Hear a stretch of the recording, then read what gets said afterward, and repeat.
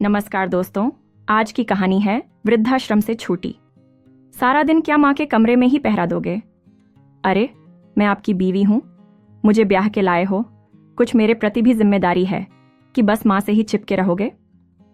पूनम जी बोली, बहू, मैं बीमार थी, इसीलिए राकेश मेरे पास पूरी रात बैठा था। माँ जी, आप तो हमारे बीच में ना बोला करें तो अच्छा है। जब से आई हूँ यही देख रही हूँ, बस दिन भर बेटा बेटा करती रहती हो।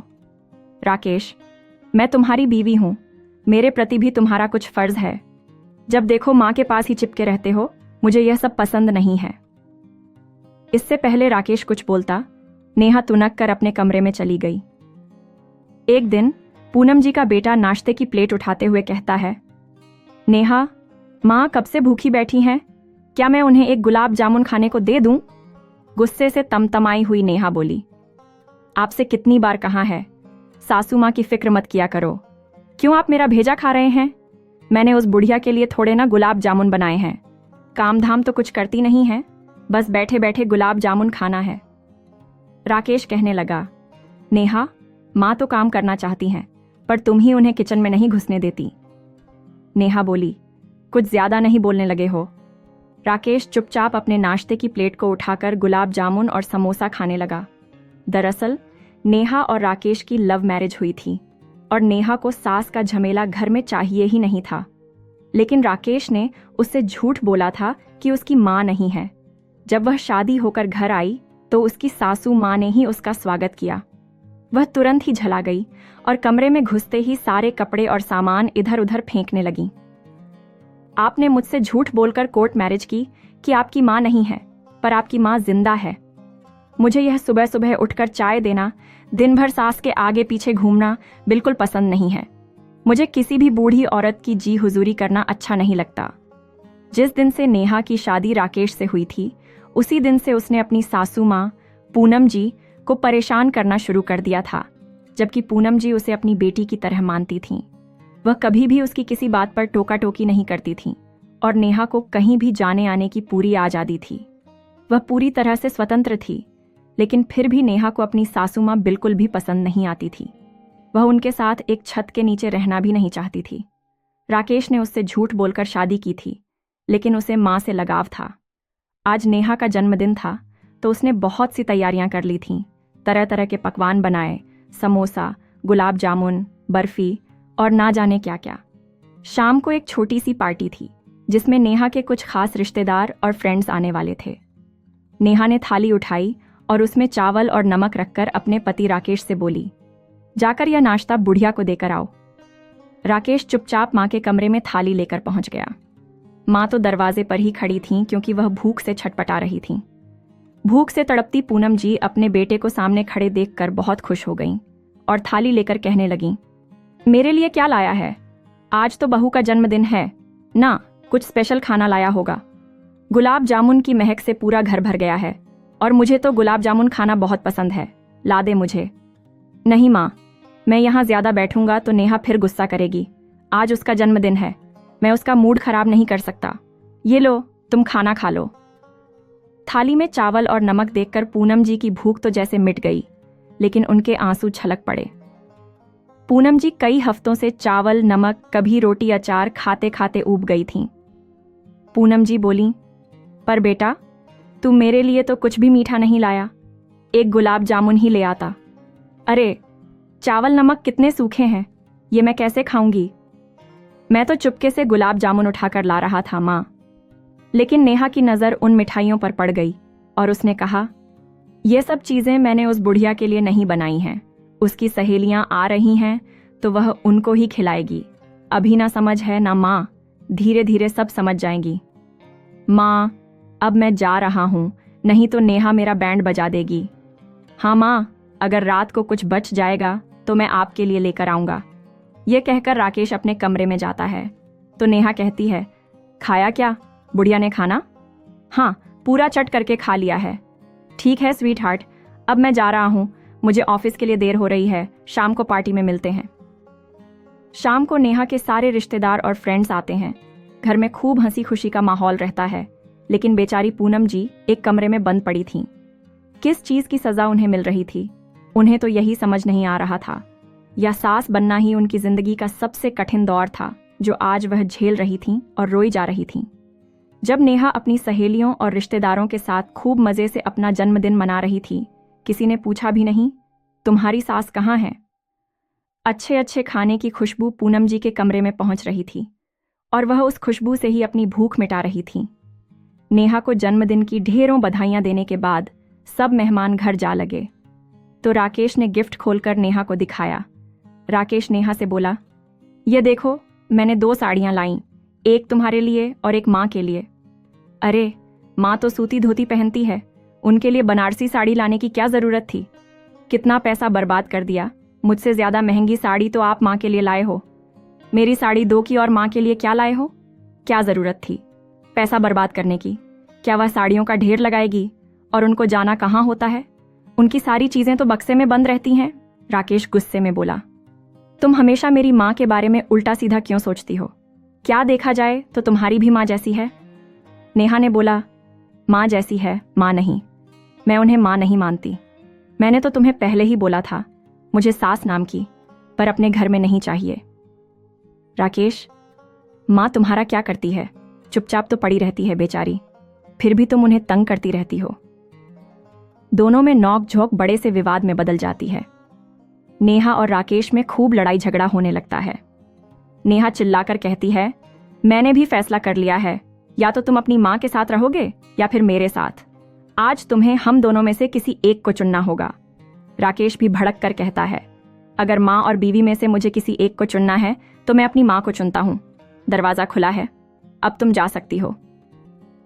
राकेश, ये तुम्हारा आखिरी फैसला है? हाँ, यह मेरा आखिरी फैसला है। मेरी माँ ने मुझे 9 महीने कोख में रखा, पाला पोसा, दर्द सहा, और आज मैं उसे छोड़ दूं? क्यों छोड़ दूं? उससे अच्छा मैं तुम्हें छोड़ दूं। ठीक है, तो मैं जा रही हूं, मुझे लेने मत आना। नेहा अपने मायके फोन करती है, माँ, गाड़ी भेज दो, मैं अभी मायके आ रही हूं। अब मेरा इस घर में कोई नहीं है। वह अपना सामान पैक करते हुए बड़बड़ा रही थी, मेरी इस घर में क्या आवश्यकता है? नेहा अपना सामान पैक करके सूटकेस लिए घर के बाहर निकल जाती है तो राकेश कुछ नहीं बोलता और दरवाज़ा बंद कर देता है। जब यह खबर पूनम जी को पता चली कि उनकी बहू ससुराल छोड़कर मायके चली गई है तो उन्हें बहुत दुख हुआ। उन्होंने खाना पना छोड़ दिया। आज नेहा को गए 2 दिन हो गए थे और उन 2 दिनों में उन्होंने अन्न का एक निवाला भी मुंह में नहीं डाला, और इसका कारण वह खुद को ही मानती थी। अपनी आप को कोसती है कि मेरे कारण ही बहू ये घर छोड़कर चली गई। एक सास जिसे बहू ने तिल तिल कर तड़पाया, खाना तक ठीक से नहीं दिया, आज वही सास अपनी बहू के जाने का कितना गम और दुख महसूस कर रही है। वहीं राकेश की स्थिति भी ठीक नहीं है, उसे भी कुछ अच्छा नहीं लग रहा। राकेश ने कई बार नेहा को फोन किया लेकिन गुस्से में नेहा ने फोन नहीं उठाया। राकेश सोचने लगा, शादी के वक्त उसने जीने मरने की कस्में खाई थीं, लेकिन एक ही पल में उन्हें तोड़ दिया। तभी फोन की घंटी बजी और राकेश का ध्यान फोन की तरफ गया। उसने तुरंत फोन उठाया और बरामदे में टहलते हुए बात करने लगा। दूसरी तरफ से आवाज आई, राकेश, कैसे हो? मैं ठीक हूं। सुनो, मैंने फोन ये बताने के लिए किया है कि मैं आपके बच्चे की मां बनने वाली हूं, आप पिता बनने वाले हैं। क्या सच कह रही हो नेहा? राकेश ने पूछा। मैं अभी तुम्हें लेने आ रहा हूं। राकेश फोन पर गिड़गिड़ा लग गया। अब जिद छोड़ो, अपना गुस्सा थूक दो और घर वापस आ जाओ। मैं तुम्हारे बिना नहीं जी पा रहा हूं। यहां सब कुछ वैसे का वैसा ही है, सब तुम्हें याद कर रहे हैं। नहीं राकेश, अब बहुत देर हो गई। अगर तुम्हारी माँ उस घर में रहेगी तो मैं बिल्कुल उस घर में कदम नहीं रखने वाली। अब तुम्हें फैसला करना होगा। मेरा फैसला वही है नेहा। ये कहते कहते राकेश रुस्सा हो गया और उसके मुंह से कुछ और शब्द नहीं निकल पाए। राकेश तो बीच मझधार में फंस गया था। वह ना तो अपनी पत्नी को छोड़ना चाहता था और ना ही अपनी माँ को अपने से दूर करना चाहता था। उसे चारों तरफ अंधेरा ही अंधेरा नजर आ रहा था। वह क्या करे, क्या फैसला ले? अपनी माँ को वह बहुत इज्जत करता था, पर आज वह कोई निर्णय नहीं ले पा रहा था। उसकी हंसती खेलती जिंदगी नरक समान हो गई थी। राकेश अचानक से उठा और माँ के कमरे की तरफ बढ़ गया। उसने देखा कि उसकी माँ ने दरवाजे की आड़ में रहकर सब कुछ सुन लिया था। पूनम जी उसे देखकर चौंक गईं।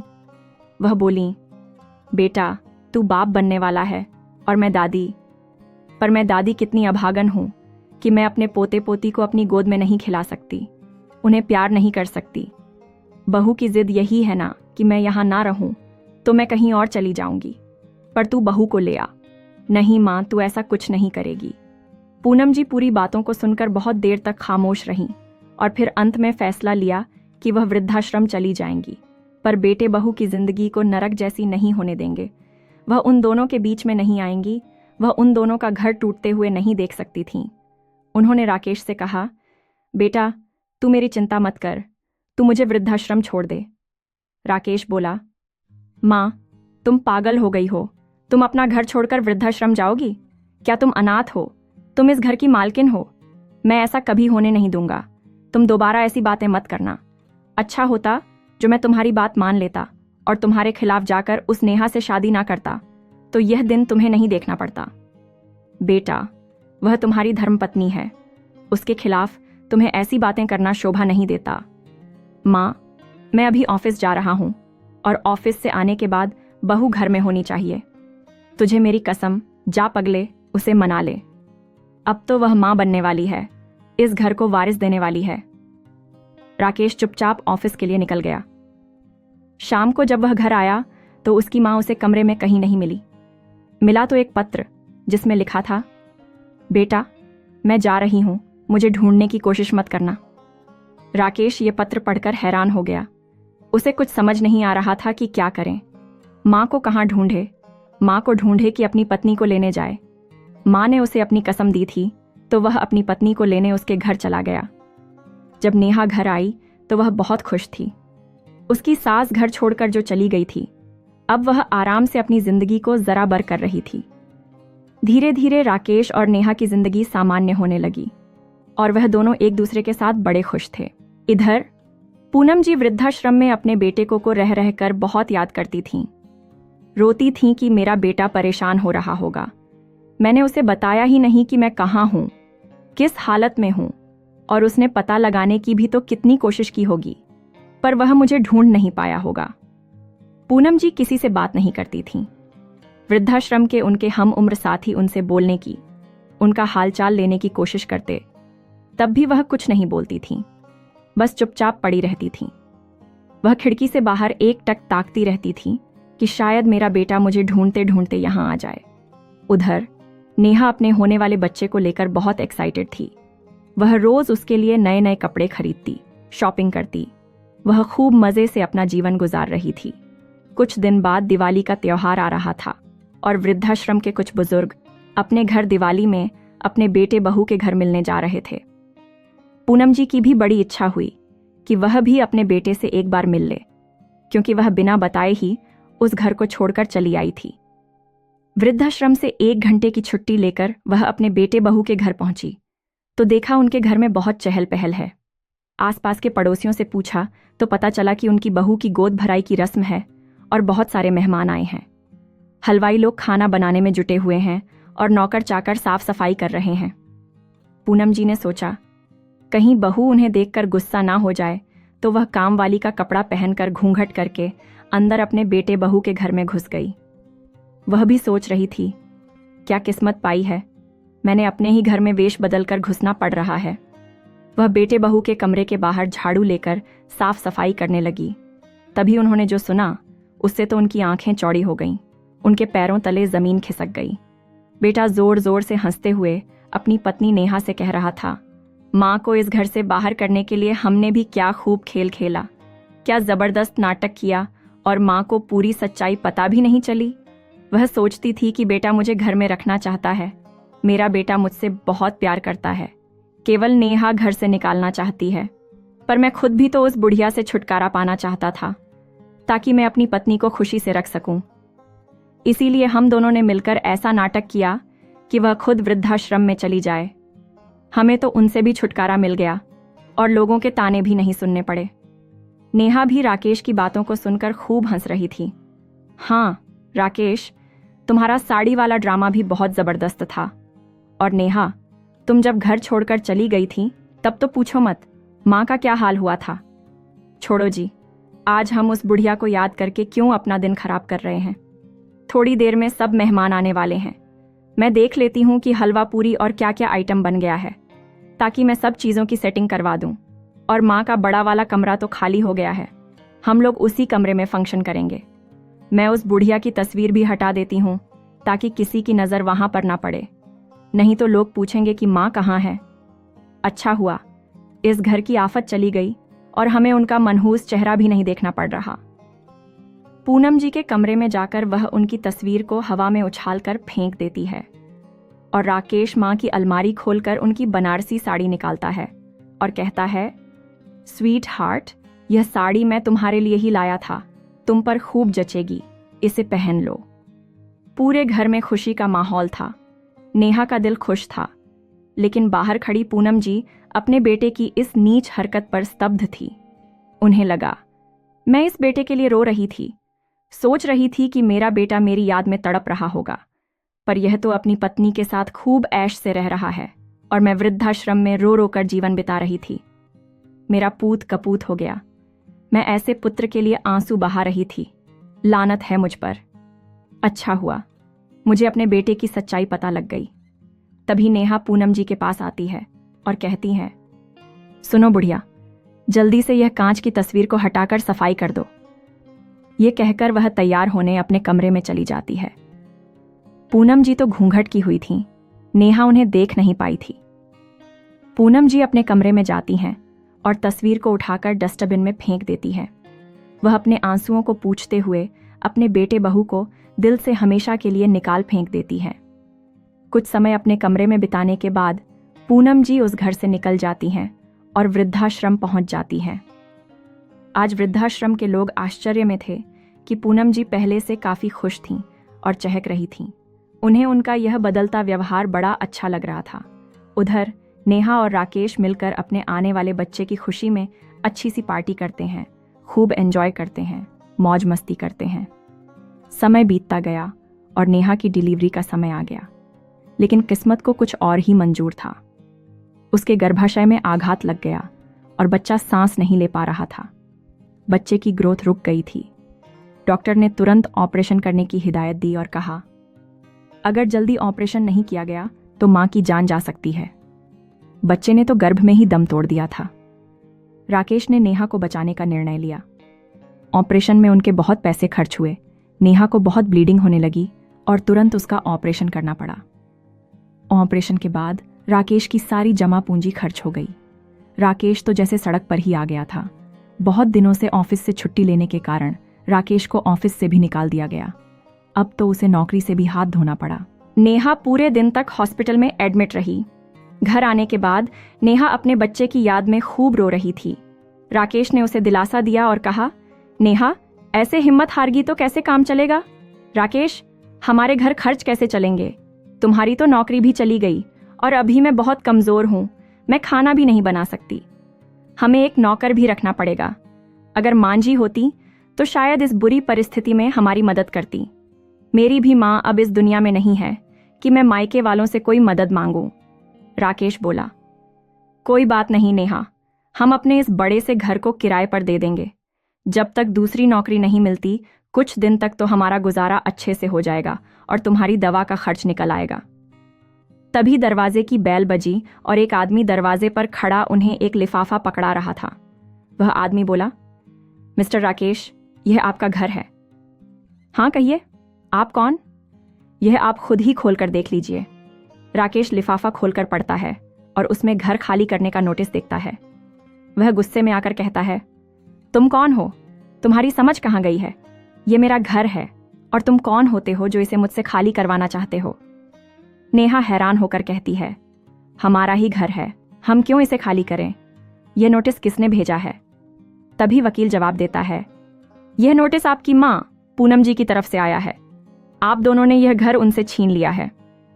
पूनम जी? पूनम जी तो अब इस दुनिया में नहीं है, नेहा बोली। तभी पूनम जी ताली बजाते हुए अंदर आती हैं और कहती हैं, जिंदा सास को ही तुमने मार दिया बहू। मैं अब भी जिंदा हूं और यह घर तुम लोगों को खाली करना होगा। उन्हें देखकर नेहा सख्ती में आ गई, पर वह बोली, माँ जी, हम तो आपके बच्चे हैं, हम कहाँ जाएंगे? और आपके पास घर के कागजात तो हैं नहीं, आप यह घर कैसे खाली करवा सकती हैं? घर के कागजात तो हमारे पास हैं, राकेश बोला। माँ, तुम बिना बताए कहाँ चली गई थी? मैंने तुम्हें ना जाने कहाँ कहाँ ढूंढा और अब जाकर मिली हो और कह रही हो घर खाली कर दो। माँ, मैं तुम्हारी याद में रोता रहा। तुम आ गई, अब मुझे बहुत अच्छा लग रहा है। पूनम जी राकेश के गाल पर एक जोरदार तमाचा जड़ती हैं और कहती हैं, बेवकूफ़ बनाना बंद करो। अब मैं तुम्हारी सारी सच्चाई जान चुकी हूँ। तू तो मेरा बेटा था, मैंने तुझे अपनी कोख से जन्म दिया। अरे, तुझसे अच्छी तो वह नेहा थी, कम से कम जो बोलती थी मुंह पर बोलती थी। तूने तो मेरी पीठ पर छुरा घोंपा है। तुम लोग जिस दिन गोद भराई की रस्म कर रहे थे, उस दिन मैं इस घर में काम वाली बनकर आई थी और मैंने तुम्हारी और बहू दोनों की बातें सुन ली थीं। जब मैं तस्वीर साफ कर रही थी, तभी मैंने अपनी अलमारी से इस घर के कागजात निकाल लिए थे, जो कि मेरे पति ने मेरे नाम पर किए थे।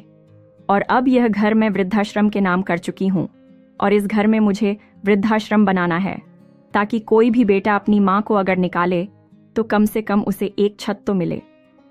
इसलिए अब तुम दोनों यहाँ से जा सकते हो। मैं तुम दोनों का चेहरा अब एक पल भी बर्दाश्त नहीं कर सकती। राकेश ने जब यह बात सुनी तो वह बहुत चक्का रह गया। दोनों ने शर्म के मारे अपनी नजरें झुका लीं। वह माफी मांगते रह गए, पर पूनम जी ने माफ नहीं किया। मजबूरन दोनों को घर छोड़कर वहां से जाना पड़ा। अब वह रास्ते के भिखारी बनकर दर दर भटक रहे थे। दोस्तों, आपको क्या लगता है, पूनम जी ने सही फैसला लिया या गलत? अपनी राय कमेंट करके जरूर बताएं। कहानी अच्छी लगी हो तो चैनल को लाइक, शेयर और सब्सक्राइब जरूर करें। धन्यवाद।